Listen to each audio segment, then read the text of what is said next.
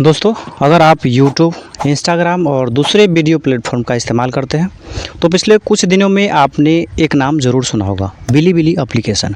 कहा जा रहा है कि चीन का यह एप्लीकेशन अब दुनिया के सामने आ गया है और इसे चाइना का YouTube तक कहा जा रहा है। लेकिन सवाल यह है, आखिर बिलीबिली है क्या?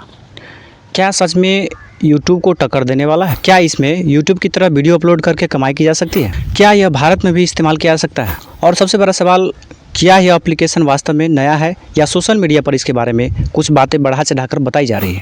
आज के इस वीडियो में हम बिलीबिली एप्लीकेशन की पूरी कहानी आसान भाषा में समझाएंगे, इसलिए वीडियो को आखिरी तक जरूर देखिएगा, क्योंकि अंत में मैं आपको बताऊंगा कि अगर आप YouTube क्रिएटर हैं तो इस एप्लीकेशन को लेकर के आपको क्या करना चाहिए। सबसे पहले जानिए बिलीबिली एप्लीकेशन है क्या। यह चीन का एक बड़ा वीडियो शेयरिंग और ऑनलाइन कम्युनिटी प्लेटफॉर्म है। इस प्लेटफॉर्म पर video, animation, gaming, entertainment, technology, lifestyle और यूजर जनरेटेड कंटेंट जैसे कई तरह की चीज़ें आपको देखने को मिल जाती है।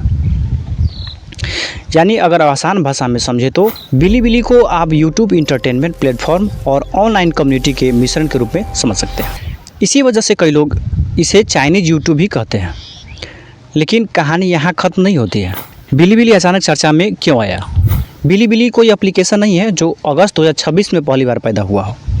यह प्लेटफॉर्म चीन में कई वर्षों से मौजूद है, लेकिन अगस्त 2026 में इसके इंटरनेशनल एंड्रॉयड एप्लीकेशन को लेकर के बड़ा बदलाव और रिलॉन्च हुआ, जिसके बाद दुनिया के कई देशों में इसके बारे में चर्चा बहुत तेज़ से हो गई है।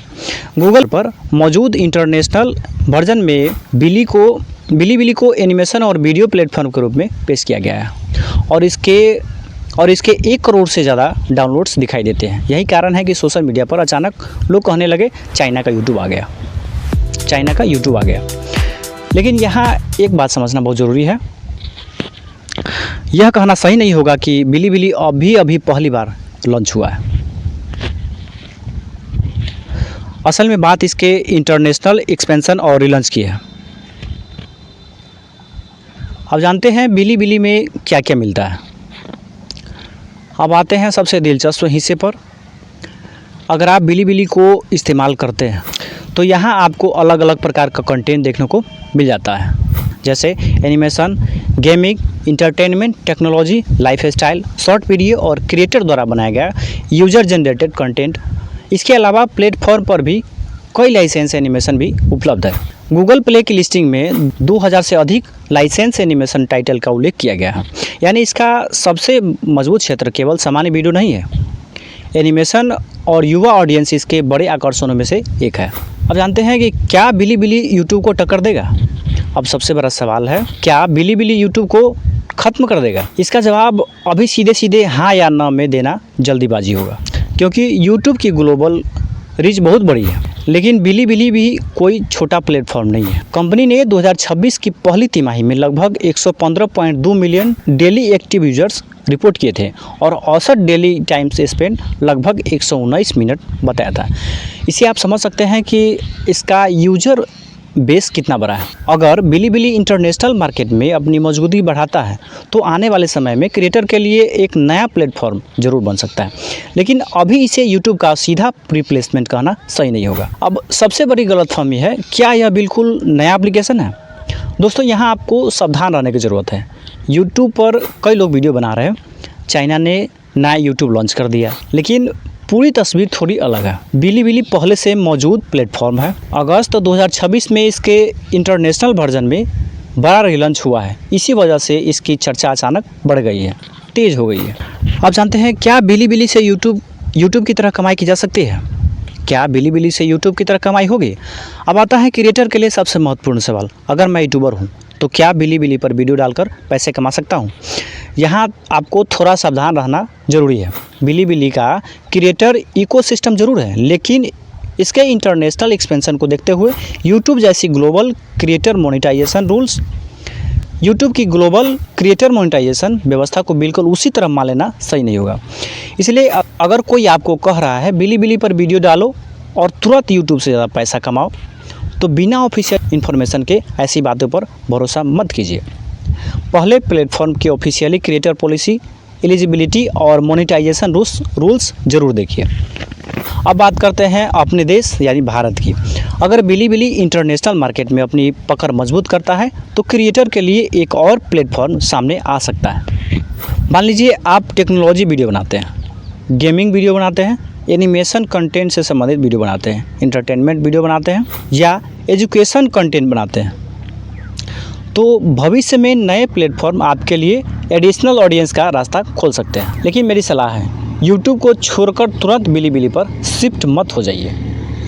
पहले उसे एक एडिशनल प्लेटफॉर्म की तरह देखिए, अपना मेन कंटेंट यूट्यूब पर रखिए, और अगर बिलीबिली अपने देश के लिए कंटेंट कैटेगरी के लिए अच्छी अपॉर्चुनिटी देता है तो धीरे धीरे वहाँ भी प्रेजेंस बनाई जा सकती है।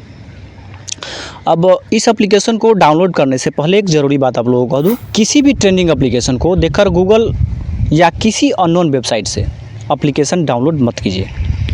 अगर आप बिलीबिली इस्तेमाल करना चाहते हैं तो एप्लीकेशन का डेवलपर और ऑफिशियली लिस्टिंग ज़रूर देखिए चेक। और सबसे ज़रूरी, किसी भी थर्ड पार्टी वेबसाइट से सस्पिशियस एप्लीकेशन डाउनलोड करने से बचें, क्योंकि किसी भी पॉपुलर एप्लीकेशन के नाम पर फेक एप्लीकेशन भी इंटरनेट पर घूम सकते हैं। अब सबसे बड़ा सवाल कि क्या बिलीबिली भारत में यूट्यूब को हरा सकता है? दोस्तों, इस सवाल का जवाब अभी भविष्य देगा, अभी हम और आप नहीं दे सकते हैं। लेकिन एक बात निश्चित है, दुनिया का वीडियो प्लेटफॉर्म मार्केट लगातार बदल रहा है। आज यूट्यूब है, इंस्टाग्राम है, ट्विटर है, टिकटॉक है, और अब जो है बिलीबिली जैसे प्लेटफॉर्म भी इंटरनेशनल ऑडियंस पर ध्यान दे रहे हैं। बिलीबिली का इंटरनेशनल रिलॉन्च इस बात का संकेत है कि चाइनीज़ टेक्नोलॉजी कंपनी भी ग्लोबल यूजर्स तक पहुंचने की कोशिश कर रही है। अब देखना यह होगा कि क्या बिलीबिली क्रिएटर को बेहद अपॉर्चुनिटी देता है, क्या ज़्यादा कंट्री में इसका कंटेंट लाइब्रेरी बढ़ता है, क्या मोनेटाइजेशन मजबूत होता है, और क्या दुनिया के क्रिएटर इसे गंभीरता से अपनाते हैं। यही असली कहानी होगी। यूट्यूबर के लिए मेरी एक सलाह है, अगर आप मेरी तरह यूट्यूब पर कंटेंट बनाते हैं तो मेरी सलाह बिल्कुल सिंपल है। पहला, यूट्यूब को अभी छोड़ने की ज़रूरत नहीं है आपको। दूसरा, बिलीबिली को एक इमर्जिंग अपॉर्चुनिटी की तरह मॉनिटर करिए। तीसरा, अगर आप वहां कंटेंट डालते हैं तो कॉपीराइट रूल्स को ज़रूर समझिए। चौथा, किसी भी वायरल खबर को बिना वेरीफाई किए अपने व्यूअर को मत बताइए। और पांचवा, एक ही वीडियो को सिर्फ कॉपी पेस्ट करके हर प्लेटफॉर्म पर डालने की बजाय अपने कंटेंट को प्लेटफॉर्म के ऑडियंस के हिसाब से तैयार करिए। यही लॉन्ग टर्म क्रिएटर स्ट्रेटजी है। क्या यह यूट्यूब को टक्कर देगा? क्या भारत में इसके यूजर्स तेज़ी से बढ़ेंगे? क्या क्रिएटर को इससे कमाई का नया मौका मिलेगा? और क्या आने वाले समय में बिलीबिली दुनिया का बड़ा ग्लोबल वीडियो प्लेटफॉर्म बन पाएगा? इन सवालों का जवाब आने वाला समय देगा। जैसा कि मैंने बताया कि हम और आप नहीं दे सकते, आने वाला जो भविष्य होगा वो तय करेगा कि क्या होने वाला है। अगर आपको ऐसी टेक्नोलॉजी और नए एप्लीकेशन से जुड़ी सच्ची और आसान जानकारी पसंद आई हो तो वीडियो को लाइक करें, चैनल को सब्सक्राइब करें और कमेंट में बताएं क्या आप बिलीबिली एप्लीकेशन इस्तेमाल करना चाहेंगे। और अगर आप चाहते हैं कि मैं अगला वीडियो बिलीबिली एप्लीकेशन को मोबाइल में कैसे डाउनलोड करें, अकाउंट कैसे बनाएं और इसमें वीडियो कैसे देखें, इसकी पूरी जानकारी दूँ तो कमेंट में लिखिए बिलीबिली ट्यूटोरियल। मिलते हैं अगले वीडियो में। धन्यवाद। जय हिंद।